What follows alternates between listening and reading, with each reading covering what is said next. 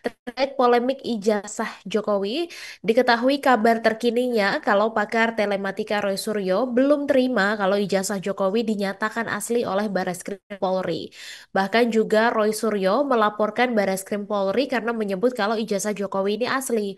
Dan Roy juga mengaku menemukan beberapa kejanggalan Tribun soal penyelidikan Barreskrim Polri sehingga dia akan melaporkan penyidik Barreskrim ke pengawas internal Polri. Dan Tribuners, penyidik yang disasar oleh Roy Suryo adalah penyidik yang menangani pengaduan dari Ketua Tim Pembela Ulama dan aktivis Egy Sujana, di mana Roy Suryo merasa tidak puas dan juga menilai kalau proses laporan dugaan ijazah palsu Jokowi ini tidak sesuai dengan harapannya. Kemudian Roy juga menilai proses pemeriksaan dilakukan oleh Direktorat Tindak Pidana Umum Barreskrim Polri tidak transparan sehingga pantas dilaporkan ke atasannya.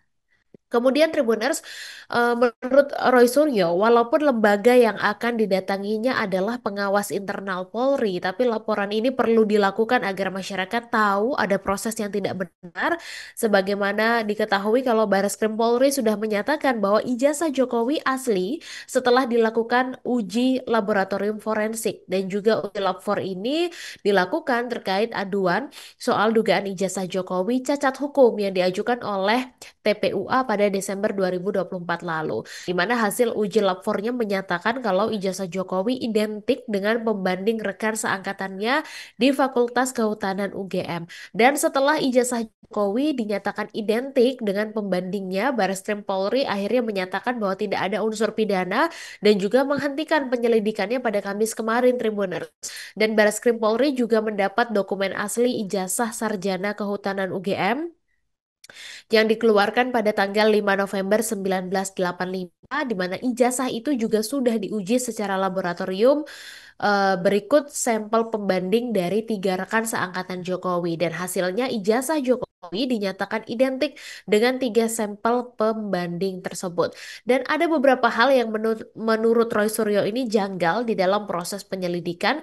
Yang pertama adalah proses penyelidikan yang berlangsung secara tertutup. Jadi dia mengatakan bahwa perwakilan dari Egy Sujana dari TPUA ini belum sekalipun diperiksa oleh penyidik.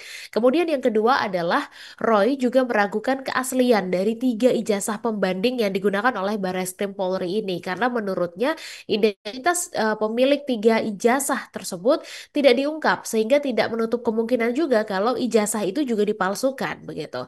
Dan Roy Suryo juga menuding bisa jadi itu adalah gerombolannya begitu. Download Tribun X sekarang, menghadirkan lokal menjadi Indonesia.